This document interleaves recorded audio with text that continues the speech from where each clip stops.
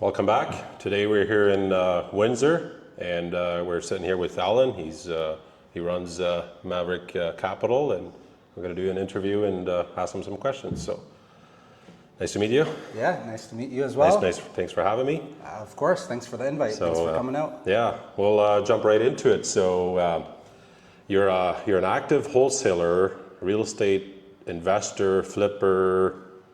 Anything else? Like there's basically anything real estate related. You got landlord, I guess you could say. Landlord. You own commercial properties, rental. Yeah, mostly residential. This is the one mixed-use property where we have our office, but everything else is multi-residential. Yeah, like you said, wholesaling is still kind of the bread and butter of the business, but we still do quite a bit of flips and rentals, and mostly in the residential space. Okay. What was your first deal in real estate? What was your first transaction? Where did it take place? How did it go? First deal was a wholesale deal here in Windsor. It was in 2019.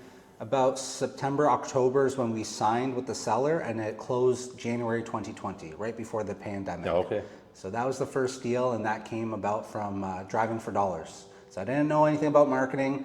I just kept on driving around the city, and I stumbled across a for sale by owner sign, and thankfully they were very motivated.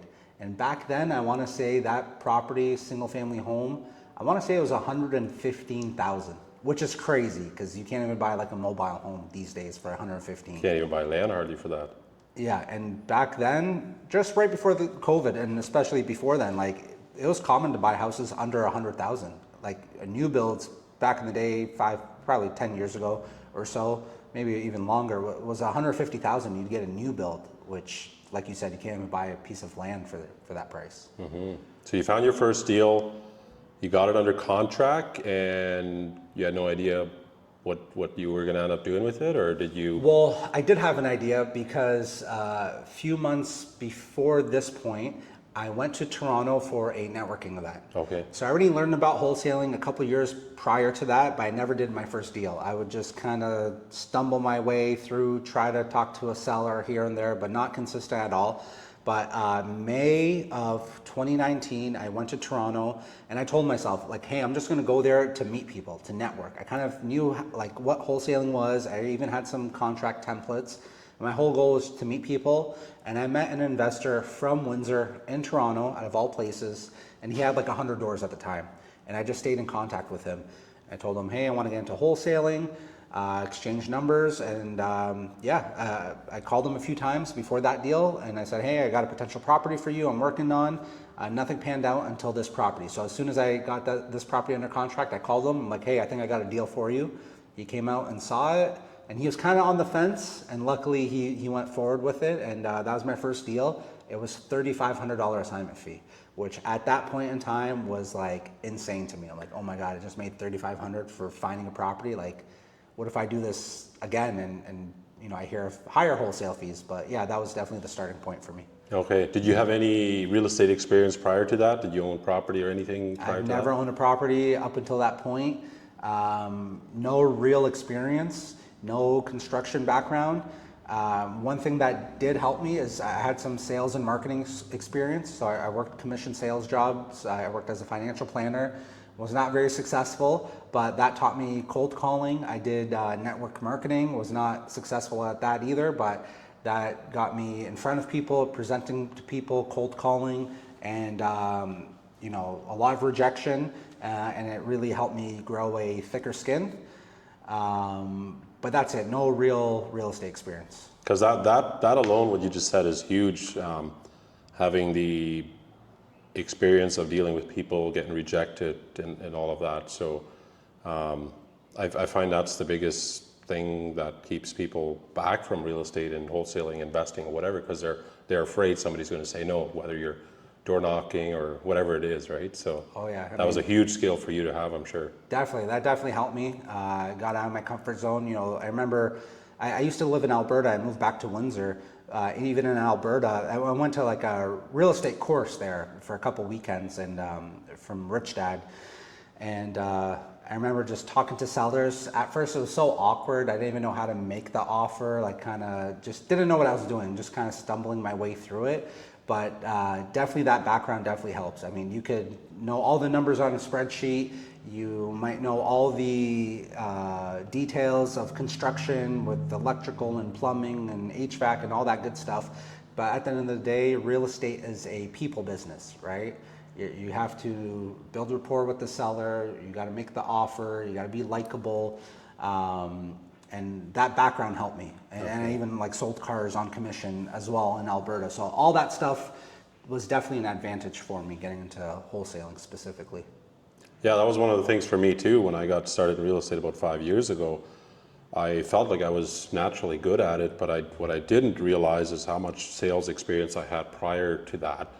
And I think that's one thing that people just must have, some sort of sales experience and getting rejected before you can just go out and do real estate of any sort, right? Absolutely. Especially if you're wholesaling, and especially if you're going off market direct to seller, anyone can kind of call their realtor and make an offer on the market and pay full market value.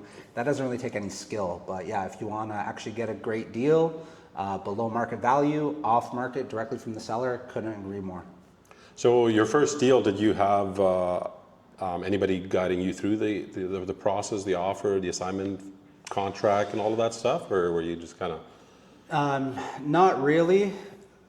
A little bit. So my mom is a realtor. Okay. So I already knew, like I said, I had the templates for assignment contracts, and I was a little familiar with the APS, and with my mom's help, I was able to just have that peace of mind. Again, just a realtor.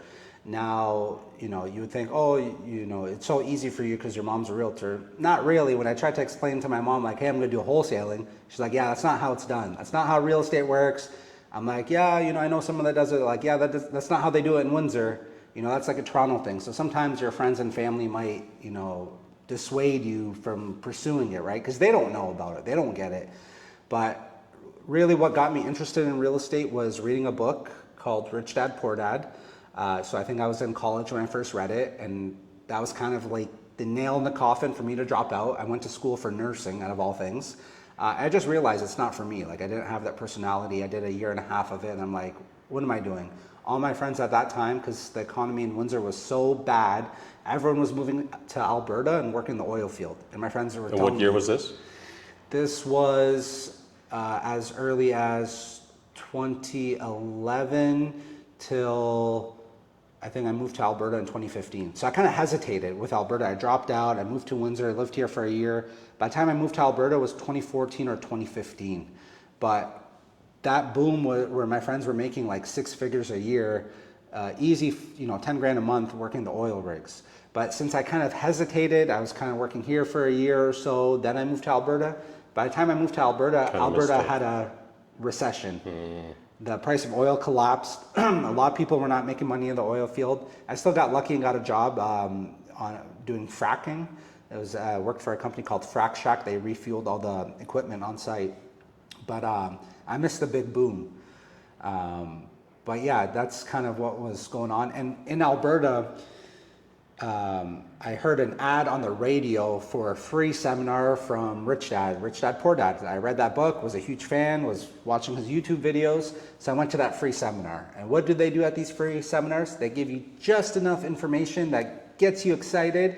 And then they say, hey, we can't tell you everything, during the weekend, but if you pay $500 to come next weekend, we're going to really give you the good stuff. So I did that. I paid the $500, $600, whatever it was. And I got more information. I got more excited. But of course, what do they do after that seminar that you paid $600 for? They say, okay, we gave you some info, some more info. And if you want the real stuff, and we'll hold your hand, and we'll guide you, and we'll mentor you, and we'll show you how to make the real big money, sign up for the top tier, coaching program or whatever they called it. And really, that package started at $10,000 and went out to like $50,000 plus. I'm like, holy crap. And I was hooked. Like, I was like a believer. One problem, I don't have $10,000. And I tried talking to my buddy who's kind of couch surfing at my place, visiting me. And, he wasn't really interested in coming to the seminar with me. But I didn't have money, but he had credit. He had good credit. He had credit cards. And he was willing to invest with me. and I told him about it, and he said, no, that's silly, that's a scam, that's a big waste of money. He's like, we can just, use my credit, put 10, 20 grand down for a down payment. I'm like, no, you don't get it. We'll buy a property, then what? Then we're stuck. These guys are gonna show us how to make money with no money and no credit, and we can rinse and repeat.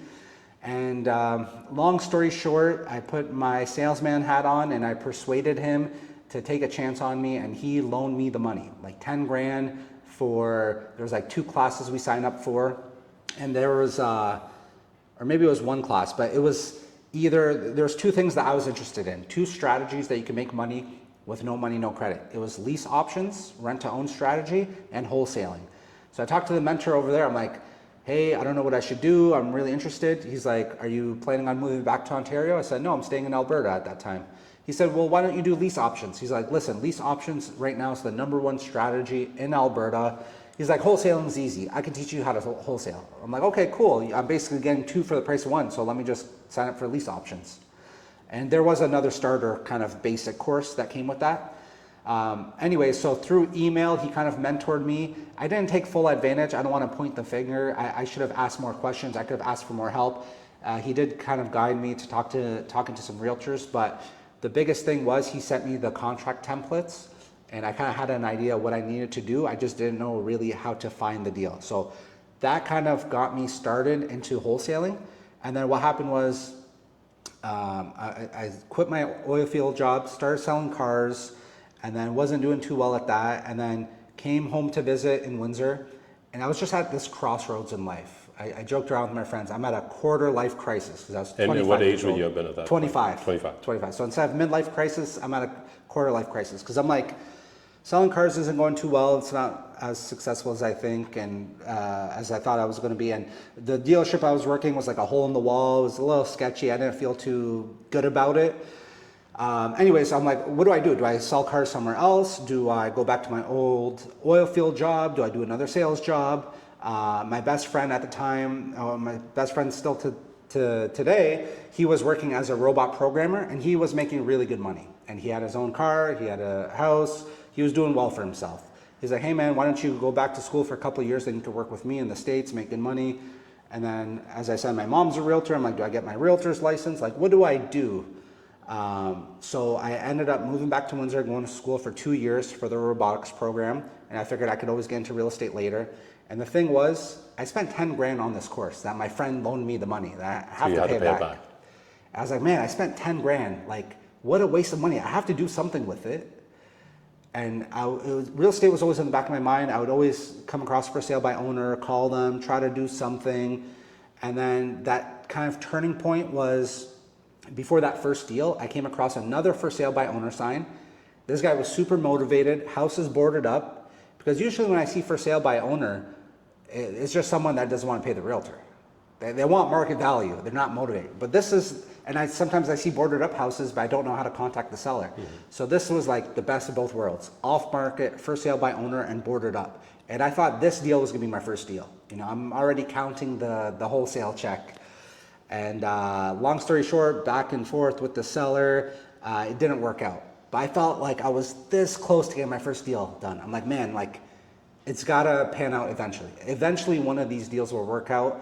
And then after I had that deal that I thought was gonna be the first deal, I went to Toronto, I met that investor, stayed in touch with him, and then came across that other deal, and then that ended up being my first deal that went through and got paid on. So then you got your first deal. How long until you got your second deal? And what was that second deal like? It was like a month or 2 later. That's the crazy part. For sale part. by owner again? It was actually an investor in my network who I knew.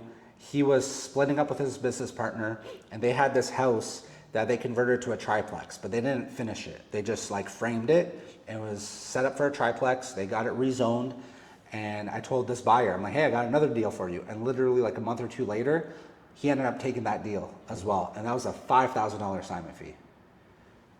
And then after at that point, you're probably like, this is scalable. This can turn this into a business. Or at what point was that? Was that maybe a little later on? A little later on. So in between all of these things, like even between the first wholesale deal that I did before it closed, I went to another event in Windsor, another mentor of mine. He was wholesaling for years. He was doing very well. I would see his ads all over the place. and he started his own coaching mentorship. And I went to one of his events, and that got me really excited. And then they launched like a mastermind group. So within like the first 3 months of 2020, I signed up for his mastermind group, which was like $15,000 for like 6 months. And again, I didn't have the money to put it on good old Visa.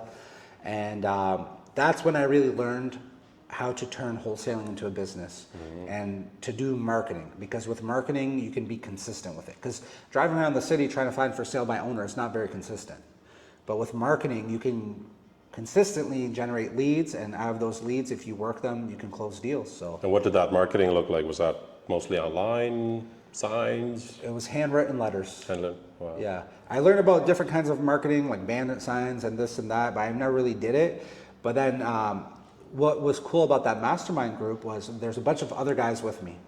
And I'm probably like late 20s, going on 30 at this time. And these guys, they're young 20s, like 21, 22, they're making $20,000, $30,000, $50,000 wholesale fees. And keep in mind, my first deal was $3,500, then $5,000. I was on top of the world. I'm like, holy cow, you're telling me these guys are making $20,000? And I asked them, like, man, how are you guys doing it? He's like, handwritten letters. So I remember that was another event in Toronto. I came back from that event with one thing on my mind: I have to do these handwritten letters. And then that's when it really, like, I saw the potential. So did you actually do handwritten, or you just kind of did it? No, handwritten. And my handwriting sucks. It's chicken scratch. I remember writing it and I would mess up, like terrible handwriting. I'd redo it, mess that up again, redo it. I'm like, screw it. I messed up. I'm like, screw it. Like, I'm going to keep messing up. So like, I probably have a copy somewhere. It was terrible. But you know what? It worked. Well, they see it's genuine. It's an actual person writing the letter, right? Not just something not printed. just So typed out. typed Yeah. out. And tons of calls. So would you mail that directly to certain sellers, or how did you find what area worked, or was it more? So I mean, I was on a budget. I think I picked 1 or 2 postal codes, and not even full postal code. It's the FSA, the first 3 digits of a postal code, which is a much larger area. And I did a couple different areas in the city, and I got like 100 calls, and I closed, I think, 5 deals from that first campaign. And I'm kicking myself now because I missed out on some other opportunities I could have closed, but I just didn't follow up properly. So you would go to the post office and say, I want to target this area, and give them the letters, and they would hand them out, and soon you'd get calls? Or? I mean, the real process was, all I knew was handwritten letters. I didn't know how to do it. I literally called Canada Post helpline. They walked me through it step by step by step. I didn't know any better at the time. So I ordered them from another company. They printed them and they shipped them to my house. And then I had to separate the packaging a certain way for Canada Post. And then I myself went to Canada Post at their big warehouse facility here in Windsor, and I dropped it off there. And then they sent it out through the mail. So what did the letter read? Do you remember your first letter? What, dear sellers?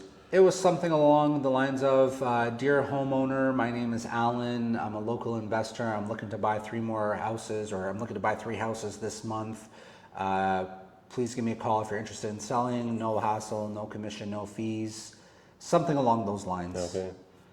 And it was like 1 page, just regular letter page, and folded in half and just photocopied, yeah. And calls kept coming in, and you kept I couldn't going. keep up. I was like, holy cow, like this. And I mean, the timing was great because at that time, not too many people did handwritten letters. When the market peaked in 2021, I remember going to the mailbox, I got letters from 5 different wholesalers. It got super saturated, so people got used to it. But I think it wasn't popular at that time. And also that time of COVID, right when COVID happened, people were on edge. I think majority of people thought the market was going to completely crash, and instead the opposite happened and just boomed. So I think a lot of people just wanted to sell quickly, and everyone was locked down at home. So they got the letter and they called, and I remember joking, I'm like, I can't even go to the bathroom without the phone ringing. Like, it was just ringing nonstop. And I wasn't doing very good follow-up. I was just focused on the low-hanging fruit, the sellers that are very motivated. They're motivated, sounds like a low price, sounds like a deal. And there's so many others that I missed out on. So then I remember you saying the first 6 of them was that buyer that you had? Or how many deals did he buy from you? In 2020, I did 12 wholesale deals, not including flips or rentals. He bought 6 of them. So he bought number 1, number 2, And then I had one where he wasn't interested. It was more like a room rental. I sold that one to like a realtor in Toronto. And that was a cool story. That was a $5,000 assignment fee. That was cool because I remember they mailed me a check and I got a letter like UPS and I opened it up. It was a check. I was like, holy cow, this is cool. And then again, I'm involved in this mastermind group with all these other guys. And then I feel like I'm not doing enough because cool, I'm making a little bit of money, but it was 5,000. The first one was 3,500. That was like 5,000, 5,000, 5. I was like, man, it was a mental barrier. Like I want to make over 10,000. I want to make 20,000. And then, yeah, he bought a bunch more and then sold some to some other people. And yeah, he bought 6 out of 12 deals. And then I learned like, it's not ideal as a wholesaler to rely on one buyer. Right. Because it's great for the buyer. It's not so good for you as a wholesaler, right? You want to So at that point, you open up your buyers list, your marketing towards more buyers? Yeah, more buyers on Facebook and the mastermind group. And then it took me a couple of years to seriously start building that buyers list though. And today you have close to 5,000. Wow. Kind of fluctuates. I think last time I checked it was like 4,800. And they get the automatic updates, emails. Yeah, they get the email. I mean, I'm on your list, so I see it all the time. There's a bunch of deals coming in, so. yeah, absolutely. And keep in mind, not everyone opens up the email, right? Sometimes that ends up with spam. Sometimes I have deals in London, and my Windsor buyers don't care for London or Kitchener, right? And the buyers out there, they're not looking at Windsor necessarily, right? So we have different buyers for different geographical locations. So you did, just trying to think back here again. So you had your first buyer, he did several deals with you, and then you scale that up. At what point was it too much for you to handle? Where you couldn't take the calls anymore, you couldn't go and see the property, and you started thinking, scaling up your business? I mean, early on that first year, I still had my day job. I mean, I was off a couple months for COVID, but I was working in the US for the big three as a contractor. And I remember I did a mailing campaign and I'm at work and it's not an 8-hour shift. It's like 10, 12 hours usually, 7 days a week potentially. But I remember I did a mailing campaign. I'm getting calls and I'm stuck at work and I'm trying to sneak out to answer the call, but I can't catch all the calls. And I teamed up with another person in my mastermind group. I'm like, hey, like I got a ton of calls, but I'm at work. I can't handle them. He's like, hey, I'm pretty good at sales and I can handle the calls. He's like, do you want to work together? So I did I did this a few times, kind of like a JV, if you will, for a wholesale campaign. So that was like one instance. And then like a couple years in, as I'm growing, you start to run out of time because I would drop leads. I wasn't very good because I'd get leads and then sometimes right away it's a deal, but sometimes it's not so clear. It's like, oh, it could be a deal, it might not be a deal. Like you have to check the comps. So you talk to a seller, you're making notes, and then I'm checking comps, and then another call comes in. And then you pick up that call, and then you're talking to the person, and then you got 2 comps to check, and then another call comes in, and then you fall behind. And then what happens was I would, be so focused on working on the leads I got that I didn't do any more marketing, and then it would die out. Mm-hmm. Then I'd do another marketing, and then you gotta wait for that process and to send out. And that marketing can take a long time, right? There's probably several months delay from the time of marketing till you actually get the calls, or is it fairly instant? It's pretty quick, but it depends on by the time the print shop prints it, by the time they ship it, by the time you drop it off to Canada Post. And then sometimes people hang on to the flyer for 6 months or a year. And some people call immediately. So it was a big lag factor, but as I got, a couple of years into the business, I did bring on some people to help me. And then I just realized hey, I'm going out on appointments to meet the seller, walk the property, and then we'd have calls and then have to check comps. And then you fall behind very, very quickly. Like right now, we kind of still fall behind sometimes. And I have someone full-time that answers the phone. So there's just a lot of moving pieces. So how many calls would you get on any given day these days? It really depends. I mean, on a slow day, maybe 0 calls. When we especially do the flyer campaign, we might get 5-10 calls in one day. Maybe more. During that first COVID campaign, it was probably 10-20 calls in a day. That's crazy. It's a lot. It's a lot to keep track, and you probably had no CRM tool. No CRM, just my chicken scratch handwriting. And yeah, so it's very important to stay organized. Mm-hmm. So what do you see in today's market? What's your experience with these sellers? What's their biggest motive to sell? Is it just financial strains? Is it people looking to move out? Like what's the majority of your sellers looking at? I mean, we see it all. We see some people are just older and they just want to downsize. They don't want to pay a realtor. They see this as a simple, more convenient option for them. But majority speaking, I would say it's some sort of financial distress. There's a lot of people hurting right now. A lot of people that bought during the boom and the peak of the market, they have buyer's remorse. They're trying to sell for what they bought it for, which for the most part is not going to happen. It's a lot of financial distress. And all sorts of situations, estate sales, people dying, divorce, downsize. Recently we had a deal where the guy was very well off. He sold his company to private equity. Like I read between the lines, like this guy was a multimillionaire and he wasn't desperate. He just wanted a simple hassle-free process.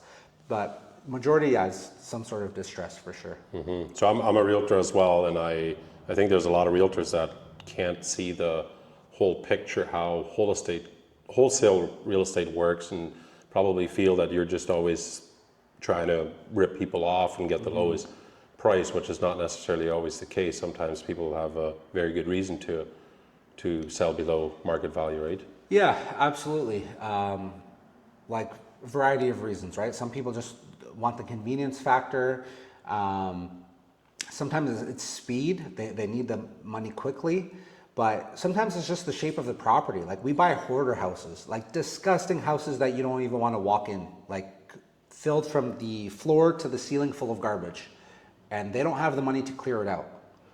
So you're not going to list that house on the market, right?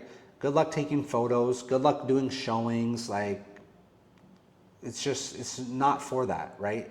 If you want to get top dollar, absolutely always list it on the market with a realtor. But not everyone is in that same boat. So a lot of times what I find is people, and realtors are no different, they look at it through their eyes and their perspective. They would say, I would never sell my property at a discount. I would never, sell it to one of these companies. But you're not in their shoes. Put yourself in their shoes. They're for whatever reason, it's mental health issues, etc. If it's a complete hoarder house, that's not ready for the MLS. MLS, you need to sell it completely cleared out, right? Fire damage, quick sale, all these different reasons. And some people are like, listen, I know I'm taking a little bit less than the market, but to me, this is a fair price. If I get this price, I'm happy with it. So many times we tell sellers, hey, we're not the best fit for you. You're better off listing this on the market. And right now with the market being slow, it was a different story in 2021 where, you put a sign out front, you get an offer immediately and sold in 1 week. Now, half of the houses in Windsor are not selling. They're just stale listings. They cancel, relist. So probably 80-90% of your calls are properties that have been on the market recently? A lot of them are. I don't know what percentage was, but we just signed a deal today. Flipper renovated this house beautifully, done up really nice. He said, this is the only house I've never been able to sell. A year later, he still owns it. Now, he bought it a year ago, so he probably renovated it for 3 months, but he's had it on the market for a good 3 to 6 months. It's just not selling. He said, listen, I'm willing to take a loss on it. I'm going to lose money. I'm okay with that. If you give me this price, I'll work with you. I told him, hey, I'm not going to buy it myself because we are not in the business of buying turnkey properties. We buy fixer-uppers, properties that need work. I said, listen, I might have a buyer for you though, because we have a big database. Sometimes we have realtors who have clients, or some investors do like turnkey stuff. So another example of a canceled listing. And we've done multiple where it's listed on the market. They can't sell it with the realtor. People can't wait around forever. So they cancel the listing, they come with us, and sometimes we're able to get it done. Wow, that's crazy. So, I was talking to a wholesaler recently too, and he had and that's a good example of working with a realtor. So he was trying to get it under contract, wholesale it, and family members talked him out of it and said, oh, these guys are a scam, whatever, right? So they talked to a local realtor and they were going to get it listed. 3 months later, he followed up again, still wasn't listed. Another 2 months went by, And he said, like, what's going on? Why is it not listed? Because he was potentially still interested in buying it on the market because it was a good property, had a lot of potential.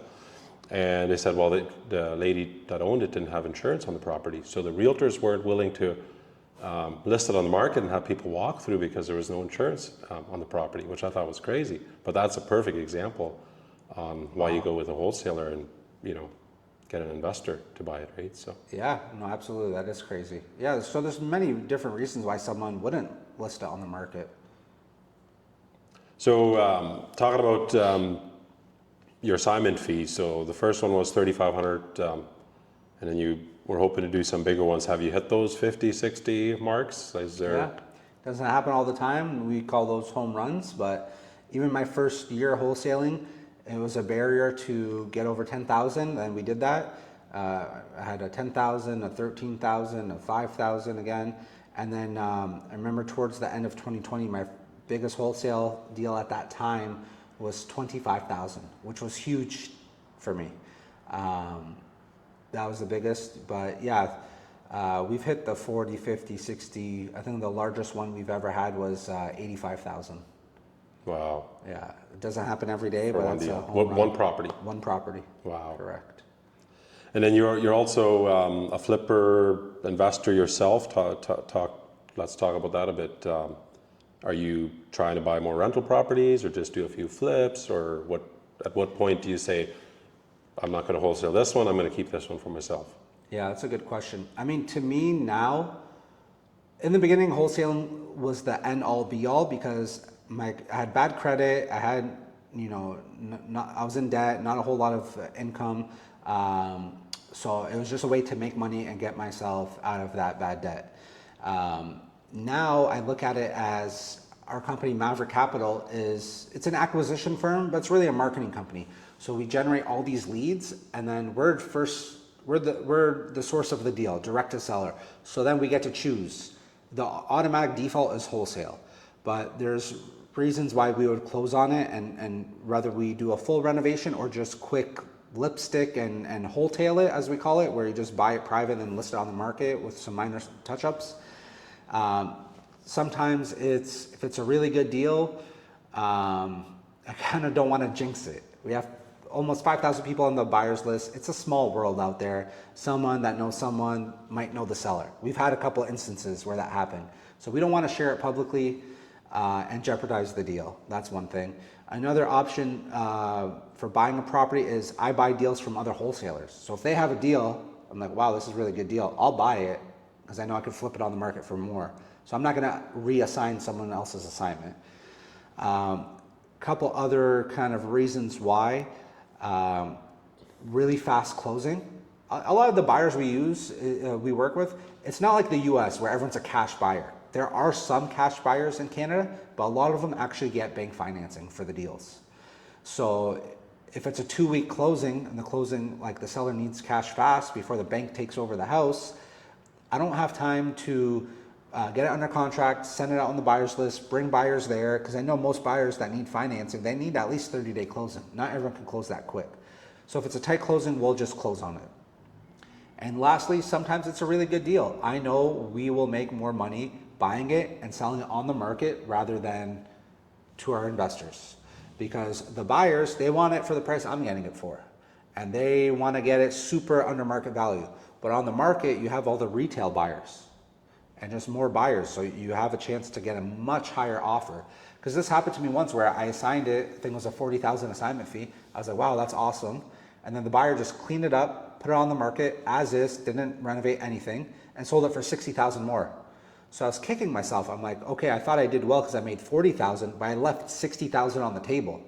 So it just made me realize, why don't I just do what he does? I can raise private money. I can close on it. I have the knowledge and experience and the confidence to do so. So sometimes it's like, well, we're going to make way more money because it's a great deal, just buying it and putting up on the market. And often it's probably a house that doesn't need a lot of work. It's just full of clutter and hoarder house, right?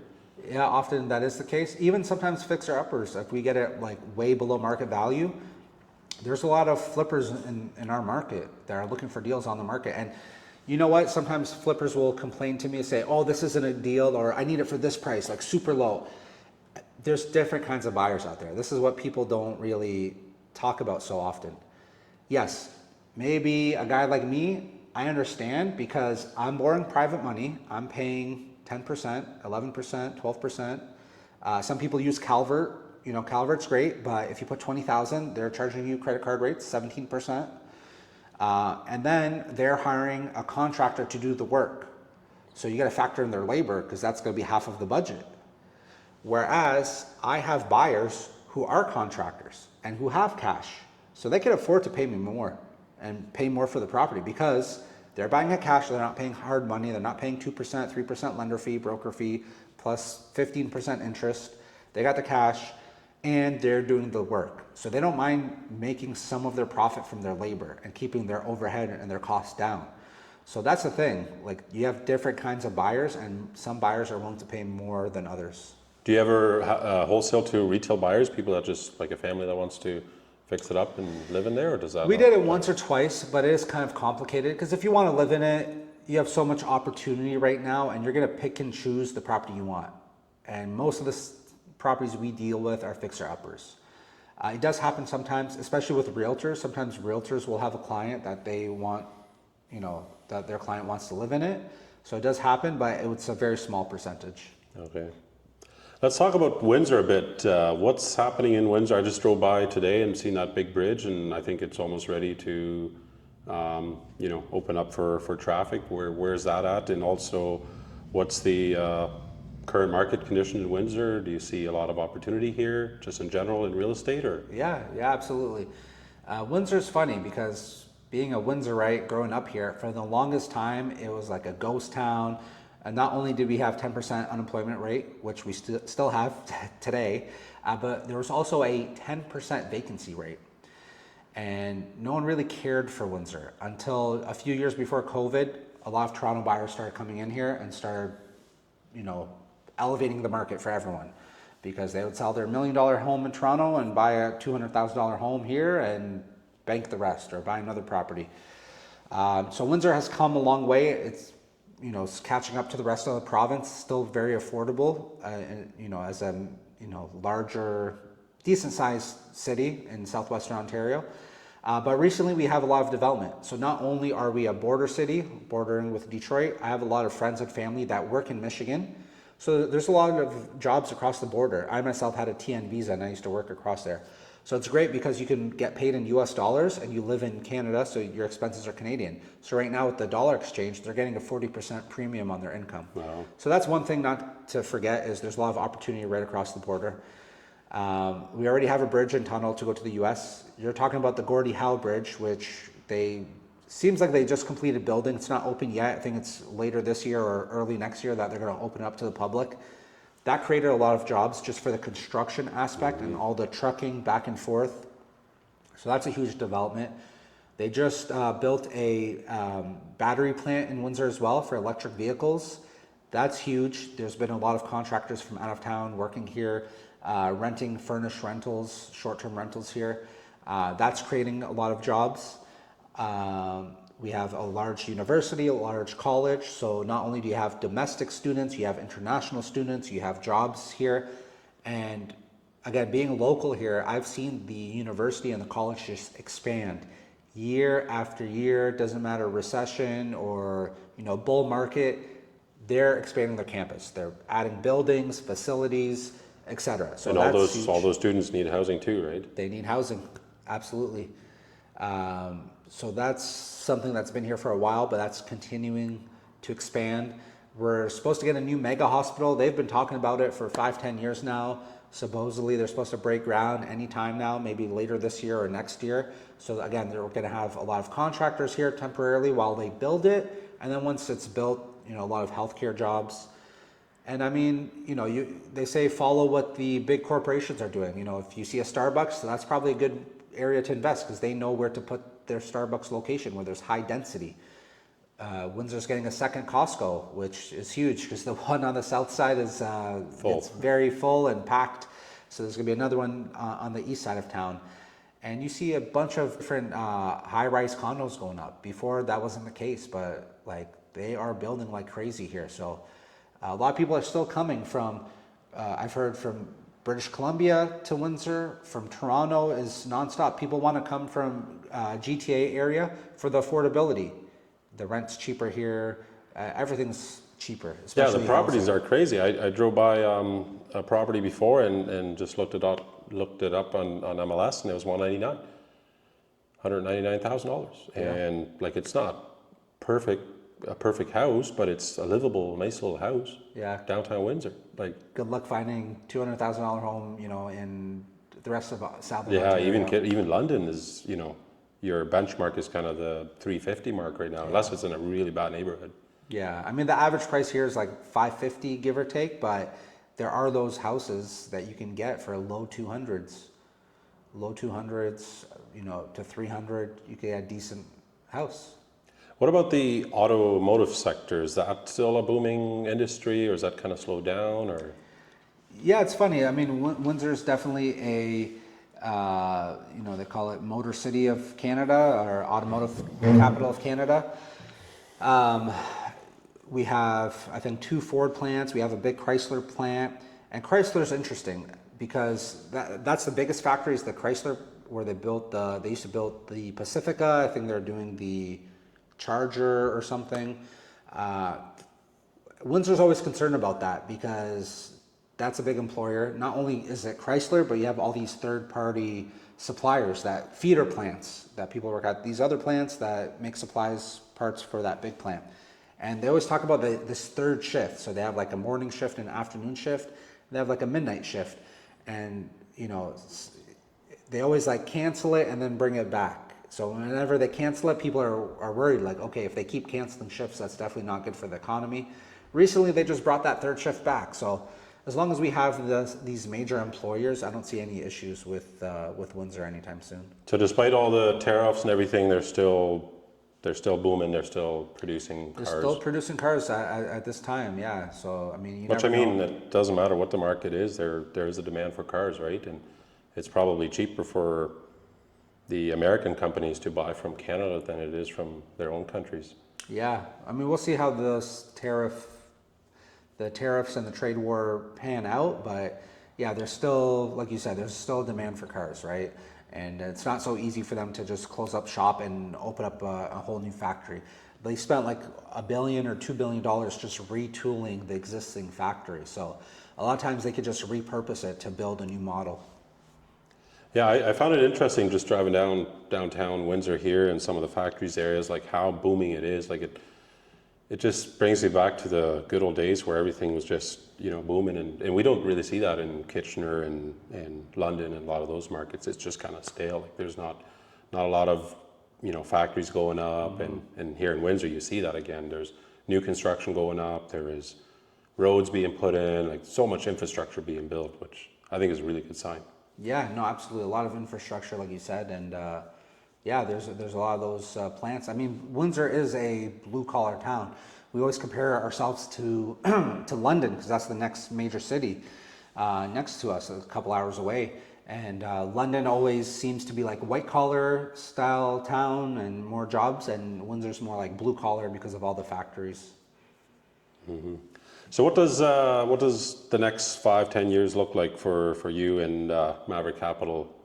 Huge plans to expand, or just kind of continue the path you've been on, or? Yeah, I mean, I would always like to keep expanding. I mean, when I first started, I was just in Windsor and Windsor Essex County, and the next step was the next town over. Logistically, just made sense. It was Chatham and then Sarnia, and now we've been doing deals in London and Kitchener, Waterloo, Cambridge, and we're marketing all the way up to Hamilton, Niagara, Guelph, just right before Toronto. I would say the next big expansion would be probably entering the GTA market.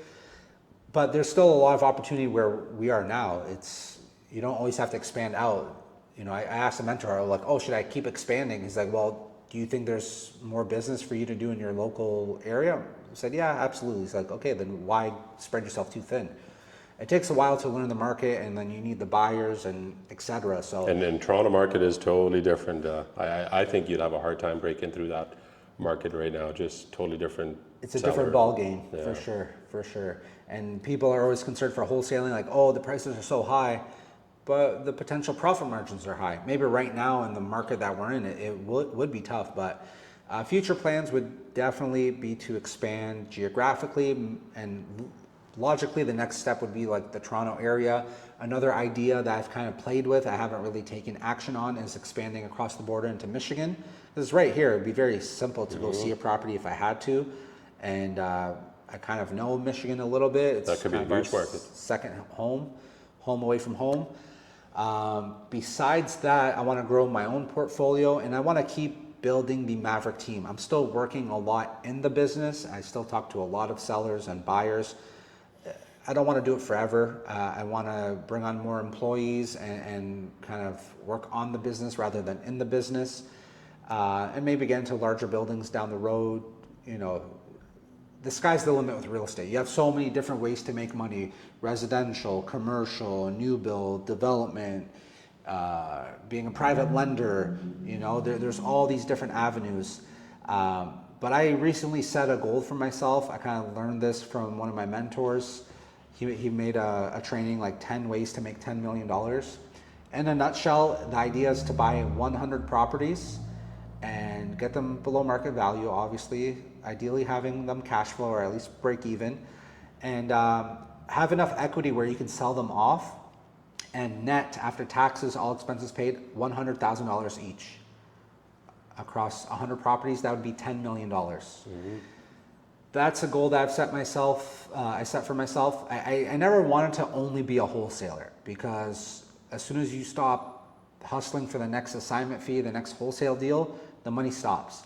I don't want to look back, you know, in 5-10 years and be like, okay, I made all this money, but what do I have to show for it? Like, yeah, and especially with the amount of money that they're printing and our dollars being devalued, there's got to park it somewhere. You know, you park that $10,000 assignment. 10 years later, that's going to buy you a few coffees, right? Yeah, exactly. With this hyperinflation we're experiencing. So I just want to own assets, rentals, ideally, and then maybe eventually cash them out, maybe then park it in private lending and generate 10% return or what have you. But right now we have a lot of great deal flow, and in my opinion, this is the time to scale. You know, a lot of people were scaling at the top of the market, where prices were astronomical and they're overpaying and people are scaling. And now that prices are suppressed, there's a lot of fear in the market. People sitting on the sidelines and are wait and see. You know, I do this full time, so I don't have that luxury to wait and see. Like, my mentality is there's always good deals to be had. In a bull market, in a bear market, there's always opportunity. If you get the right deal in the right location, and the numbers make sense, then just go for it. You can't time the market. So in the next 5 years, I'd like to buy 100 properties. And initially I was looking to scale the multi-units, but I kind of changed my mindset on that. I don't mind owning single family homes if they're in great locations and they can at least pay for themselves. I think that's where the greatest opportunity is for appreciation, because it's great to have a building, great. And you have a multiple, I know, I forget who it was that Grant Cardone, he talks about it. You got to have multiple exit strategies, and I feel like having a multifamily, if the buyer or if the investors are not looking to scale up, which not a lot of people in Ontario are right now, you don't have a lot of exit strategies, right? So doing your single-family homes, that you have a very, very large pool of buyers that are going to be buying those properties, right? So you could potentially sell to an investor or single-family first-time home buyer. Right? Exactly. Yeah, there's just more buyers for that product, right? Like you said, and ideally, yeah, if you could put an in-law suite in the basement or make an ADU and get 2 or 3 units on one lot, that's definitely the best case. But even so, if it's the right location and I can hang on to it for 2, 3, 5 years for the market to pick back up, I might have $100,000 worth of equity. You might have $200,000-300,000 worth of equity once things pick back up if you buy it right. So that's going to be the next goal, is growing Maverick, to try to have some more people on my team to get myself out of the business, and simultaneously buying more properties. What do you see happening in Ontario in general? I know we talked some areas. What do you see the general market do in the next 6-12 months in Ontario in general? What's your, you talk to a lot of sellers, a lot of buyers. You're in the field actively, talking to people. You're probably the first to experience if certainty is going up or. Yeah. Still, there's a lot of uncertainty on the buyer side, even though we had a recent rate drop by Bank of Canada. And we'll see what happens at the end of this month. Some people are saying they're going to cut the rate again, or they might keep it steady. Sellers are definitely more motivated. They're in distress. A lot of people just can't afford it. It's not only like your mortgage went up. The cost of everything went up. Like groceries, gas, insurance, taxes, utilities. So whether or not they have a mortgage, everything else is getting more expensive. All the other living expenses. So the market kind of did a flip-flop from the peak. At the peak, buyers were everywhere buying up everything, and sellers were so arrogant because they knew they could sell their house on the market in Windsor. It was like all the realtors would underlist their property, and they would sell it for $100,000 more than asking. Like that became normal in Windsor, and sell it in a week. Now it's the opposite. Buyers are few and far in between. They're very picky. They have so much inventory to choose from. The sellers, they're not cocky anymore. Now they're getting more desperate. They're finally taking the first offer if it's a reasonable offer. Now they're much more reasonable. So, no one has a crystal ball. I think the market will get worse before it gets better. Just the state of the economy and everything that's going on in the world. I know in the beginning of the year, buyers were hopeful. They're like, oh, rates are coming down, prices are going to come back up again. It's like, not so fast. Just because rates go down does not always mean prices are going up. Well, normally the interest rate kind of follows the economy or the whole, down market, right? If the market swirls down, the interest rate usually kind of follows that, right? That's the thing. The sellers don't want to hear that. So if they keep cutting the rate, it's because the economy's not doing too well. We have high unemployment, still high inflation, even though, the government, whatever they say it is. It's just a lot of people are hurting. So I don't see any big changes until something gets figured out between Canada and the US and the tariffs and the trade war. I think that's the biggest thing at this time. There's too much uncertainty, and people are just waiting for things to pick back up. So I think 2026 will probably be worse. And it's interesting because just because the economy got worse and the real estate market slowed down, we didn't really see a big price crash in real estate prices. Like from the peak, yes, because prices got way out of hand. We're like 20% from the peak, but the peak was not sustainable. But from last year till now, we haven't seen a huge drop. In some cases, it's actually been an increase. Yeah, exactly. I think month over month, the prices actually went up in Windsor. It was anywhere from like 530, 550 to 570 in that range. So again, people are expecting 08 style crash. I don't know if that's going to happen. It's just right now, it's something we've never seen in our lifetime, which is like a frozen market, standstill. Buyers are expecting prices to come down, so no one wants to catch a falling knife. They're coming in way low with their offers because they think, by the time I close on it in 30 to 60 days, by the time I renovate it, by the time I go to resell it, where's the market? I got to give you a low ball offer. Sellers are still looking at yesterday's prices and say, oh, my neighbor sold for $1 million. I'm like, yeah, how long ago was that? Oh, a year or two. I'm like, yeah, that's irrelevant. But you have this discrepancy. Buyers are forecasting lower and sellers are hoping that the lower interest rates will make the prices higher, and they're still holding out. And that's why a lot of deals are not happening. Sellers just have too high of expectations. Buyers are down here, and we need to bridge this gap. So I think things will get worse before they get better.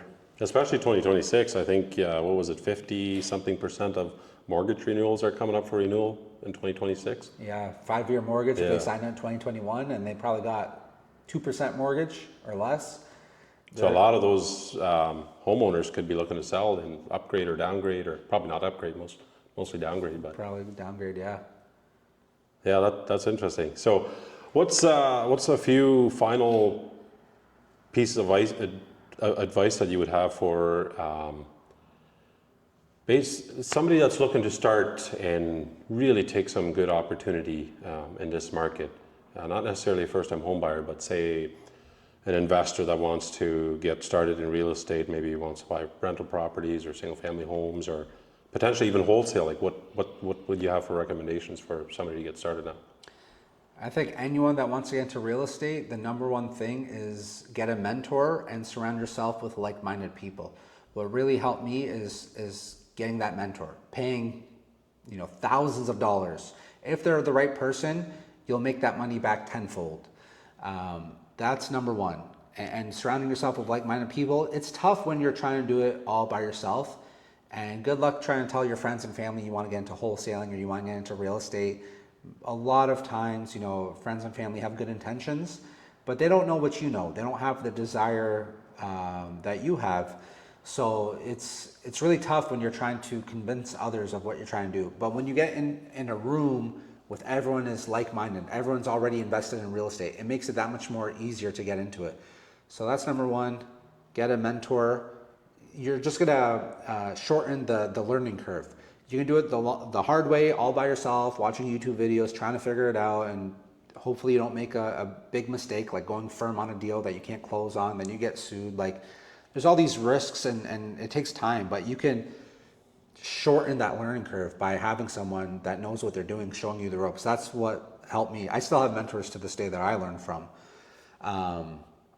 And definitely, especially if you want to do wholesaling, not super important if you just want to get into rentals or whatnot. But do marketing. Learn about marketing to get leads, to generate leads, because the best deal you're going to get is off market directly from the seller. Because that way you can get, way below market value and get something you're not competing with everyone on the market, right? So that's the biggest thing. And one more thing I would say is if you're looking to buy a house, really consider house hacking. I know not everyone has the stomach for it, but that helped me. I'm still house hacking my fourplex. So in 2020, I was able to make good income, pay off my debt, and I bought my first rental property, a 4-unit property.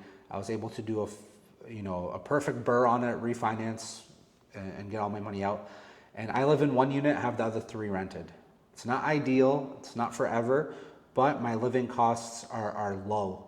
And I'm not worried about making the mortgage payment if business slows down or if you get laid off from work. That's a way to get into home ownership and get some landlord rental experience, right? I think people should really consider it. And there's different ways to do it. Not everyone wants to live in a duplex, up and down duplex, and you hear your tenants upstairs. I can hear my tenants' kids through the wall. It's not always fun. There's no backyard on my place. There's nowhere to hang out outside. It's a sacrifice. And recently I bought a primary that I'll be moving into, but first I started with the fourplex. So you can do duplex, triplex, fourplex. You can do a single family home and rent out the basement if you have an in-law suite. I have one property where I have 2 houses on one lot, or like a house and build an ADU. So there's different ways to do it where you do have that privacy, where you don't have to hear your tenants next door. But that way you keep your living costs nice and low and you get that experience. And that's a way someone can easily scale and grow their portfolio and buy a duplex, a fourplex, etc. Even this building, 7-unit building, the owner used to live in this unit. Mm-hmm. And even my fourplex, the owner used to live in it. So it's a great way to get ahead financially, because it's very tough when you have a mortgage that you're on the hook for yourself, and then something happens with your income, and then you can't even afford to take a risk and quit your job because you got the mortgage. But if people are open to that idea, I think that's one of the best things they can do. Awesome. Well, there you have it. Lots of great advice. Take advantage of this bull market. Lots of opportunity in this market right now. So if you want to join the buyers list, go to Maverick Capital and join the buyers list, and you'll see lots of great deals there. So thanks for watching. Thanks for having me, Abe.